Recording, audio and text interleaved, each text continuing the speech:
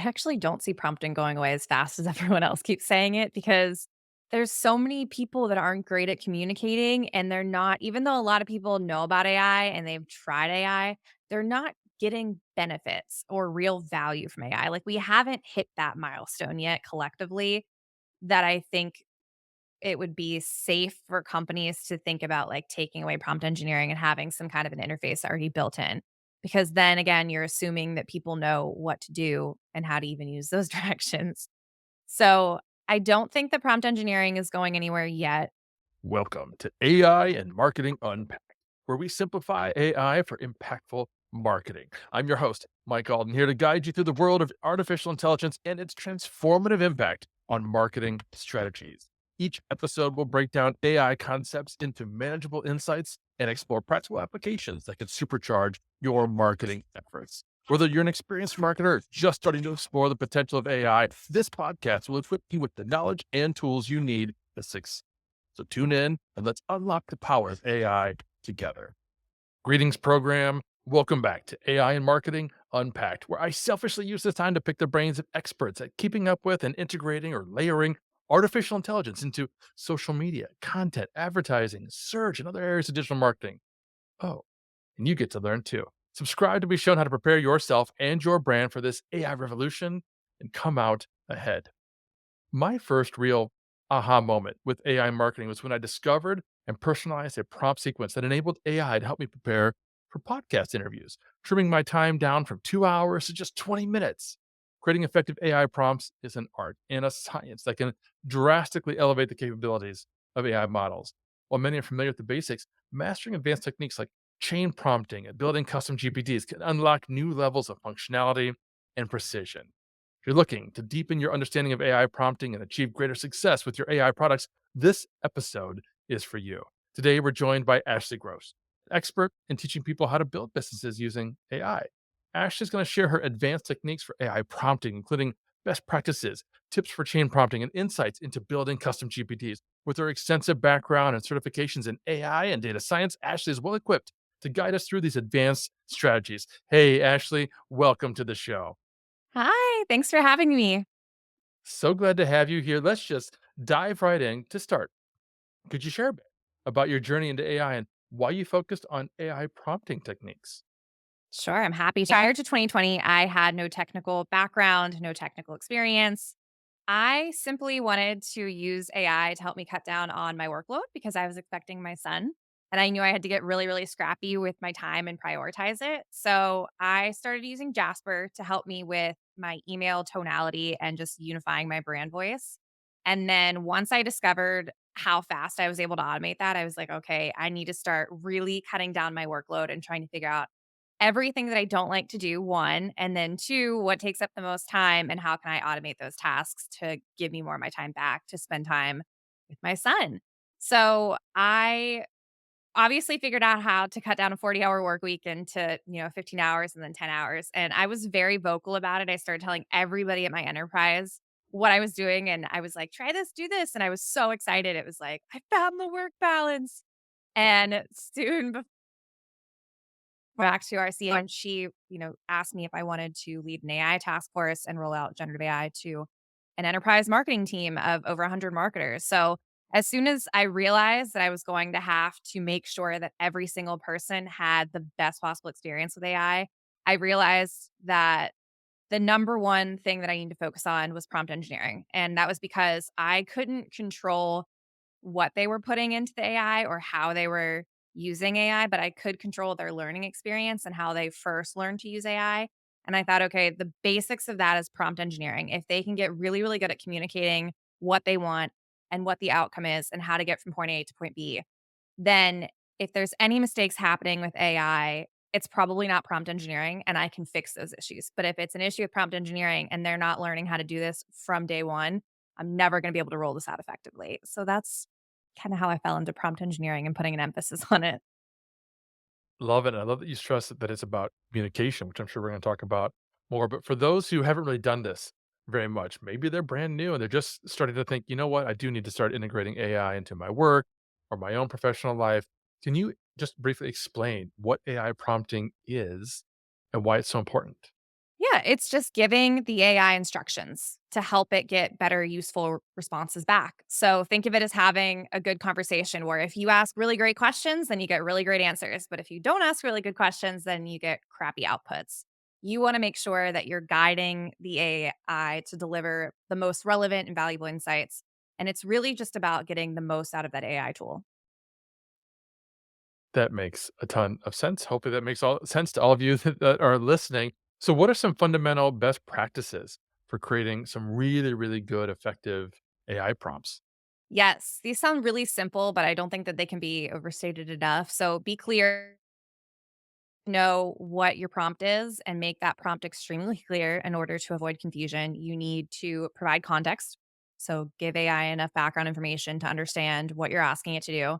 You need to be concise, which I know kind of sounds counterintuitive, but if you want to, and I know we're gonna get into this, but if you want to give multiple prompts, try not to smash it all into one prompt, because if it's one and it's super long, then it's not gonna do as good of a job, it's gonna be overloaded. The other 2 basic foundation pieces I have are to test and refine continuously and then use feedback. It's a lot easier now that ChatGPT has that feature automatically, so you don't necessarily have to prompt it, but it's always good to just make sure that you're giving it your feedback and saying like, "Okay, do you understand what my feedback is and how to move forward?" And then they acknowledge it, and then you can move forward. That's great advice. Just understanding that you can and should revise what you're asking the AI, revise the output that you get. And I often tell people, look, you can't break it. So don't worry, you're not going to. The way I relate to it is a little bit personal. I have a value of time. In other words, my top 3 values are love, friendship, and time. If people waste my time, that irks me. That's a pet peeve of mine. And I recognize that and I had to fight that. But if somebody asked me the same question 6 times in 6 different ways, I would start to lose patience with them, and they would probably hear that in my voice and see it in my face. But the AI is never gonna do that. You can ask it the same question 10 times, and you could ask it to give you 10 more answers with each iteration of that question, and it's happily saying, "Absolutely, Ashley, here's 10 more titles for you to think about," and it's so happy and cheerful. So that's fantastic. But you kinda talked about a topic. You said, "Don't smash all the prompts together." Let's talk about the opposite of that, right? That would be the opposite of that would be chain prompting. What does that look like exactly, and how does it improve the AI's responses? Yeah, so chain prompting is just breaking down one big question into a series of smaller questions, and it helps the AI handle complex questions or tasks that you're giving it. It helps it be more accurate and it gives more detailed answers because you're taking the time to make sure that instead of giving it one big task, you're giving it a little piece and making sure it understands. Give it a little bit more, give it a little bit more, breadcrumbs, because if it doesn't understand one aspect of it, then it's not going to give you a great output. Then you just wasted all that time adding like 6 questions into one prompt. When if you did it individually, it would have just understood it better because that's how it's trained as an algorithm. It's trained to predict the next word. So if you're smashing all of that together, it's like inundated with information and it's like not computing. It's like, what do you want me to do next? And my friend Dustin, who's a founder in the AI space, talks about how the default mode or persona of AI is to be helpful. And we see that when we say things like, "Hey, I'd like some ideas for a blog post title," and the AI gives you 10 blog post title ideas and then goes on to write an outline for you and draft the introduction for you. And you're like, "Wait, wait, wait, wait. I'm not even happy with these titles yet.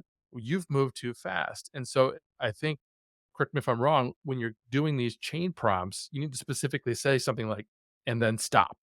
Right? You need to tell the AI to read whatever it is you're telling it, provide some information or context or answer a question, and then stop for more feedback, wouldn't you say? Yeah, I would say I always tell people like I have 5 rules because I had to train people how to do this. So I took a process and then I simplified it again and I simplified it down until it was bare bones. So I always tell people to input 5 rules into an LLM before you start to use it. And those rules help it mitigate hallucinations and it help it to actually not generate outputs unless you fully fill in the input. Oh, put a beginning. So you just have to think about it once, implement those rules, and then make sure you're iterating and checking it for accuracy later.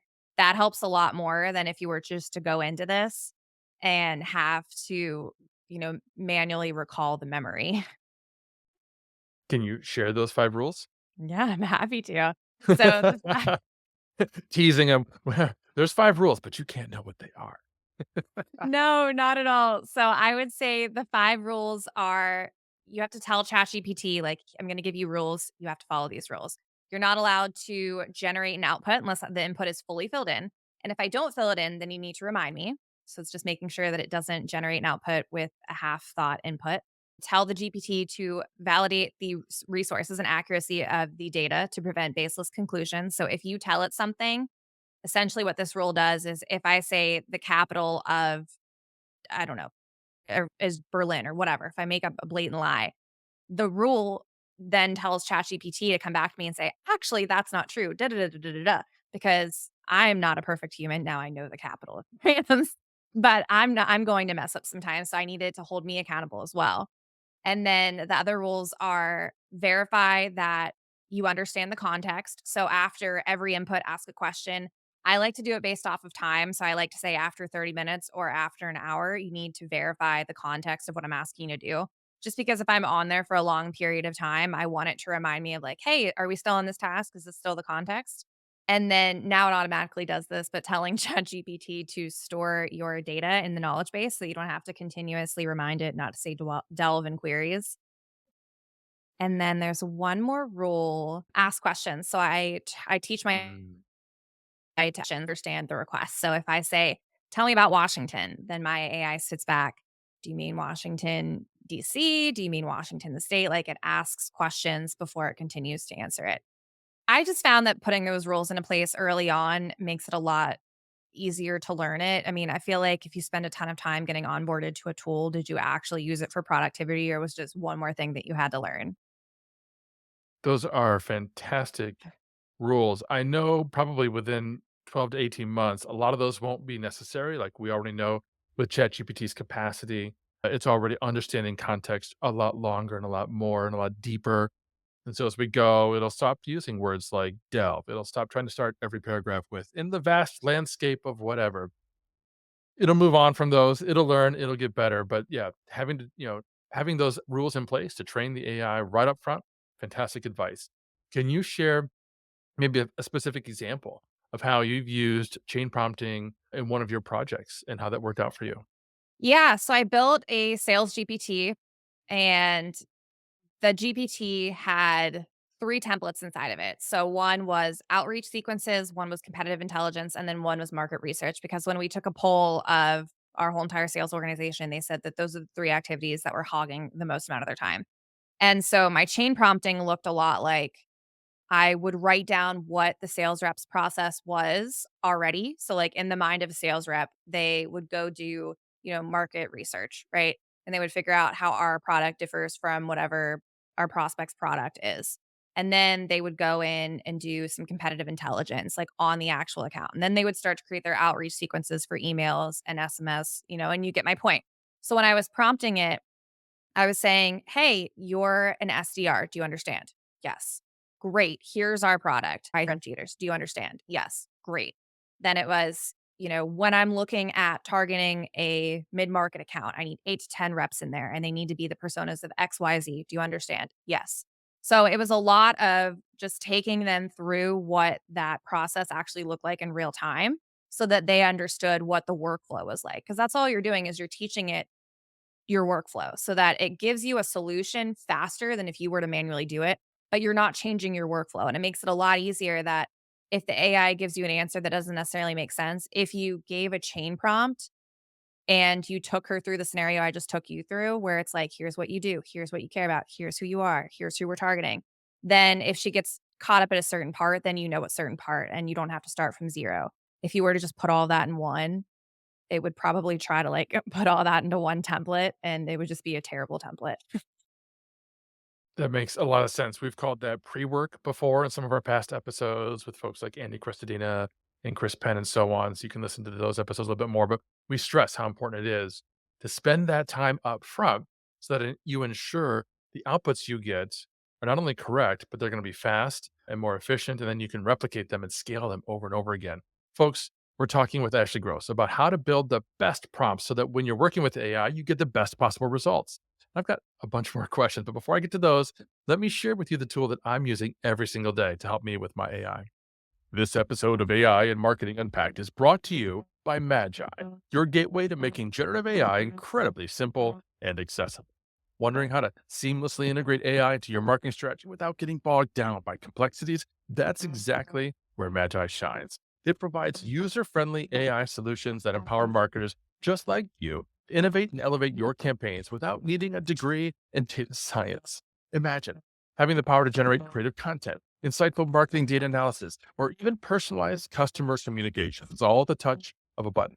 Magi isn't just about providing tools, it's about transforming your approach to marketing with AI that's tailor made to be straightforward and effective. So, whether you're looking to boost your content creation process or want deeper insights into your marketing performance, Magi makes it all possible with a few clicks. No fuss, no hassle, just results. Ready to simplify your AI journey? Visit Magi today to learn how their solutions can revolutionize the way you engage with your audience. Don't just market smarter with Magi. Tap the link in the show notes. So, Ashley, building custom GPTs, that kind of sounds complex. That sounds like something I might need a computer programming degree to actually wrap my head around, let alone actually do. Can you explain the process? What is a custom GPT? What are some of the benefits and how do we set them up? Yes, love to myth bust. That's the word I was trying to say. I would love to myth bust that real quick.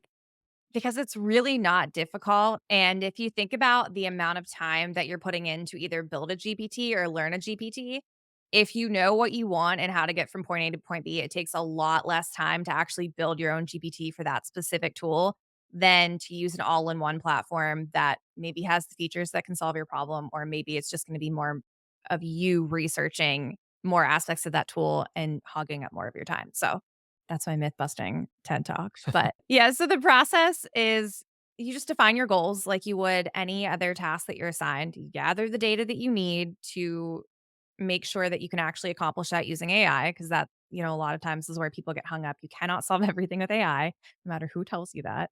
You design the prompts, and I recommend that people design prompt shortcuts as well because if you have a couple people that are beginners, but a couple people that are, more intermediate expert level, if you level the playing field by adding prompt shortcuts, and what I mean by that is the ability to say like prompt/1 means XYZ so that people don't have to manually copy and paste from a Word doc into a GPT.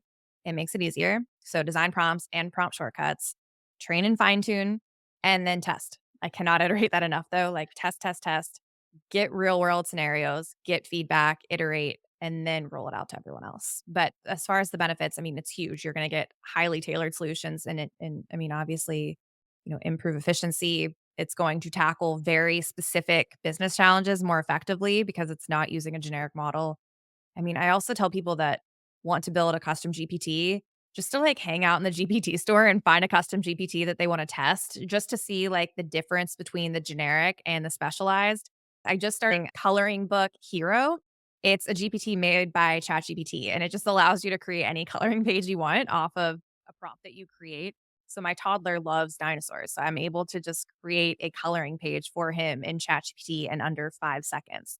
So, like, being able to see what one specialized GPT does and then trying to do that in just ChatGPT 4 on your own and seeing the difference in time it takes you and how the amount of prompting, that is a good benchline for people that wanna start. Okay, first of all, the coloring book hero tip, that is huge. I literally wrote that down. I've got a 9-year-old daughter, I have 2 girls, but my youngest is 9 and she loves coloring. And so every couple of days, she'll walk into my office and say, "Daddy, can you print me out some X?" Dragons, mermaids, whatever. And then, then I spend 5 minutes, 10 minutes on Google searching for coloring pages and trying to find ones that are the right sizes and that she wants. And it's a whole thing. So that, first of all, thank you for that, Ashley. And I'm glad you mentioned the GPT store. It's not something we really talked about on the show yet, but folks should know if you're using OpenAI's ChatGPT, there's a whole store where you can get, free paid custom GPTs that businesses had developed.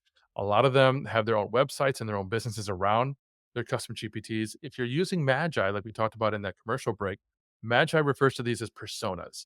They operate exactly the same way. You're putting basically a chain of prompts inside there and telling the AI step by step what to do. I mentioned at the outset, I have one for preparing for these podcasts. I tell the podcast, "Hey, I'm talking to Ashley Gross. Here's her LinkedIn. here's what we're going to talk about. And it throws me some ideas for topics and then some actual episode title ideas and questions and everything. Then after my podcasts come out, I have a whole separate custom GPT or persona that I built that helps me create my promotional campaign for the full week after the episode drops. I've told it, who I am, what the episode's about, the topics, the audience, the channels, and the cadence I want to use, and helps me develop all the social posts, a whole LinkedIn newsletter, everything for a whole week. It pulls out quotes and everything. It's fantastic. So that's terrific. What actually would you say are maybe some more advanced techniques for getting these kinds of custom GPTs in our hands, meeting specific use cases? So definitely chain prompting, like we were talking about, that's really important. I would also say it's less of an advice and more kind of just general guidance. Whatever you put into the knowledge base takes precedence over the search engine. And what I mean by that is if you were to go in there and say, what does the prompt community do? But then in your knowledge base, it just had information about your business, let's just say, the knowledge base would take precedent and it would keep trying to pull from that knowledge base instead of using the search functionality. We use the knowledge base functionality because we only wanted it to know certain things and we didn't really need it to scan the web because we had, quarterly revenue, quarterly annual review, all these different documents that we could feed it. So we knew it was trained on the accurate data. If you do want something that is keeping up with statistics, like, don't put anything in the knowledge base and just use the search functionality and spend your time working on the specific rules for the search engine. I would also say, like, if you don't wanna do any of that because it just sounds like a nightmare, you can attach things, connect to your Google Drive. So that's another great way to create the GPT is you can copy and paste any URL and say, like, "Here's everything you know about this URL. This is what I need you to do." Or you can just connect your Google Drive, assuming that there's nothing personal on that specific drive. And then that's its whole knowledge base, which is also a great way to go if you're going to use an LLM like Jasper, for instance, because it's not trained off of it. So you connect your Google Drive and then you have, all of your marketing content and all of your marketing templates. And you can just like consolidate all of your information. So when you're asking the LLM for something specifically, I could say, create me a blog using, company XYZ's framework and fill in the template so that I can present it to the CMO for approval, right? And it could do all of that stuff because it had all of that information already connected. Sorry, I went nerdy really quickly. Let me get back. On this show, we embrace nerdiness. And then I would just say, like, play around with integrating the GPT once it's pretty accurate on its own. Like, you can plug and play APIs, which make it so much better. You can integrate it with other tools to actually like automate a workflow for you so that the answer doesn't just like live and die in Chat GPT. So, like, test yourself. And there's not a lot of really truly interesting use cases out there because people are experimenting. That doesn't mean that we should keep going for like the low hanging fruit use cases for AI because it's like so much more than that and it can do way more. So, whatever process you want automated, I'm sure you could do it. Yeah, and I'm glad you mentioned Jasper. Friends of the show, Jessica Ferrero from Jasper will be on the show in a little bit. Folks might not realize they've been around for a long time. They used to be Yes. conversion.ai, so they've been very forward thinking in the AI space for a while. So we'll do a whole show about what you can do and what you can't do with Jasper. So thanks for sharing that. But I think the whole point of doing custom GPTs is so that we can have them help us, have the AI help us with tasks that are going to be replicated and scaled over and over and over again. So how do we ensure that it's accurate? How do we ensure that it's consistent when we're using some of these advanced AI prompting techniques? Yes. So I would say, obviously, the 5 rules that I went over, input those immediately before you start playing around with AI. And then I would also just say, like, this is impossible without having a human, really you as a user, to make sure that you're staying up to date. If you know that a new feature update is coming out, it's your job to know like how that's going to affect that tool because you're using that tool. So if you want your information to be accurate and up to date, you need to also make sure that you're training yourself every time these updates come out, which is why I say like pick and choose which AI tool you onboard yourself to because you can't pick all of them. That would be impossible and you'd stretch yourself thin. But that's what my advice would be. I want to go back actually to something you said almost at the outset of the show because you talked about how you formed an AI council at Mhm. your enterprise work. Can you share more about what that was and what it accomplished? Yeah, it was really just I remember a Slack message going out saying, like, "Who's excited about AI?" And it was our chief strategy officer that sent it out, and I was like, "Well, yeah, me." He was like, "Okay, great. Who else?" And, like, we got a couple other people, and I think that the way so nuts we like this was pre-chat GPT. So we had no Yeah. idea of what was about to happen. It was really just, we don't know if the reward's gonna pay off, but we're gonna play around with it and we wanna get some, ROI metrics. So I I think, yeah, I think just start. Like, just start somewhere and learn a little bit and get together with a collective group of people who all want to see impact driven and have individual perspectives on how that can get done, right? And then align on one goal and then just like tackle it as a whole team and throw everything you have at it. And like you'll see a lot get accomplished. Like I said, we had over 25 AI use cases within the first 3.5 months when we rolled AI out. But what was more impressive was we were given a pipeline target of 90 million and we achieved it. We overachieved it and we hit 115 million. So, like, we had quantitative and qualitative metrics. If you think about, like, what impacts you wanna make, you can have multiple impacts on the way to one joint unified outcome. So, I would just say, like, get together with a group of people with one common goal, like, what is the business's problem this quarter? And it doesn't matter where those people come from as long as the one thing that they have in common is they're excited and they're eager to learn about AI and, like, really give this a good shot. I love that, and the reason I asked you that is because we were stressing how much we need to keep people involved in these processes, and that goes to the very tactical level of building the prompt, but it also goes to the higher strategic level of how involved are people in the decisions of how we're using AI in this entire organization, right? You can I talk to businesses all the time, and they're often ignorant of how much their individual employees are or are not using AI because they're not having these conversations. So we talked a minute ago, you suggested how, you can plug in your Google Drive as a link, and you very smartly said, be careful you're not having personal proprietary information in that drive link before you share it. That's not something people necessarily know unless they've been told, right? So they could go to the GPT store, they could see, oh, wow, I could get this custom GPT that'll shave my time in half, not realizing that they're putting their company in jeopardy by sharing Yes. proprietary information because they just don't know. So there's my TED talk and my PSA for all of you listening. Start having these conversations today inside your organization. If you're in charge, if you're the CEO, you're the chief strategy officer or CMO, brilliant. Take the leadership today to form an AI council. If you're not, if you're lower down in the rung, well, you need to start having those conversations with your manager and start warming them up to the idea that yes, we need to invest a little bit of time and manpower in having those kinds of conversations. So thank you for kind of queuing up that conversation, Ashley. You're I welcome. got to I just have a couple more questions. The one we've already talked about Jasper. What other tools or platforms do you recommend for those that are really wanting to get into what we would call advanced AI prompting? Can I answer this in a weird way?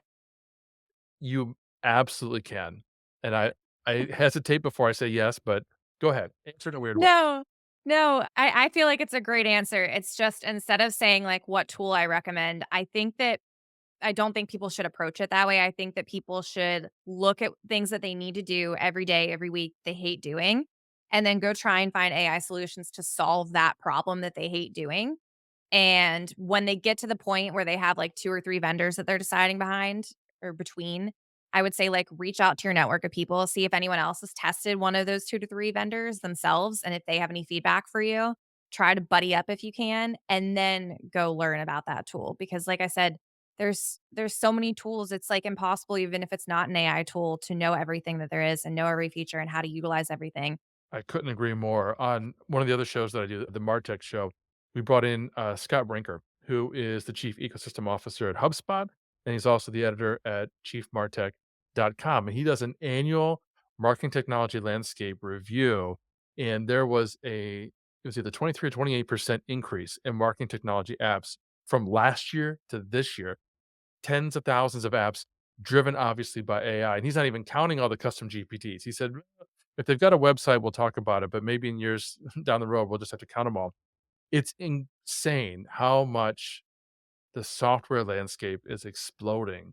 There's just so much opportunity out there, which means, to your point, there's so much to look through. There's so much confusion, unsure, and there's cost. That was one of the big points that we made in that conversation. And I'll link to you in the show notes for you guys to go listen to this conversation with Scott. The whole point was be careful how much money you're investing and how many different apps and programs and websites you're signing up for, particularly if it's just one simple use. When to your point, instead of thinking about the tool first, think about, well, what are we trying to accomplish? What's the pain? What is it that I'm doing today that I'd really rather not have to spend a lot of time on, if any at all? And how can AI help me with that?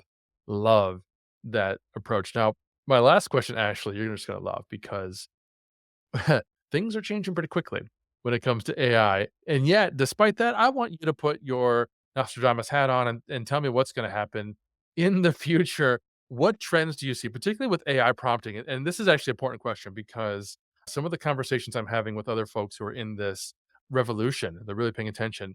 We're wondering, how long are we even going to use prompting? Right? Is prompting going to go away? Is it going to be replaced by future trends and technology? What do you think? Where are we going with all this?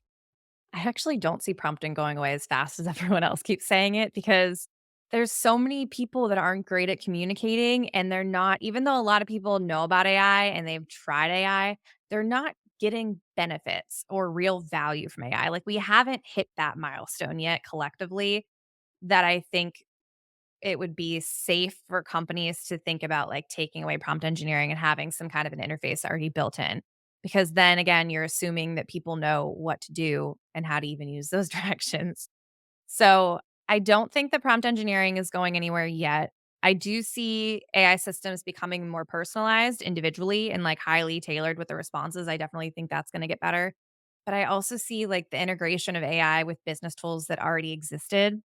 I think a lot more companies that have been around for a while that we're used to seeing as far as, marketing tools, automation tools, sales to add in AI functionalities because it's still easier to be an established business and add in the AI piece already having that brand reputation than to start net new and have to gain the respect of everyone while being solely an AI product. And AI products haven't been publicly around for that long, if that makes sense. And then the other aspect is like, maybe this is like a wish list of mine, but I also think I'm seeing more of a trend towards it. So, ethical AI use, I think it's going to be a major focus, and there's going to be more attention on like the transparency, reducing bias, ensuring fair outcomes.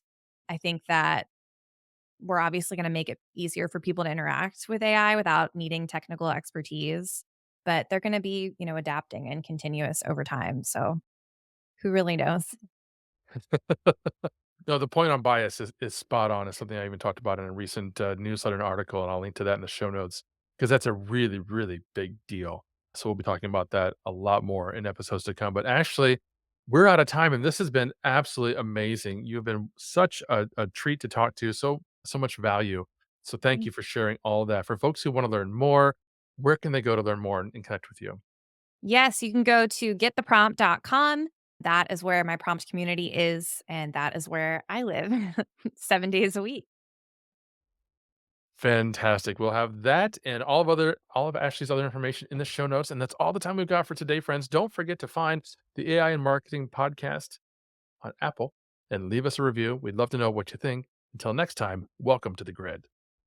Thanks for joining us on AI and Marketing Unpacked. I hope today's episode has inspired you and given you actionable insights to integrate AI into your marketing strategies.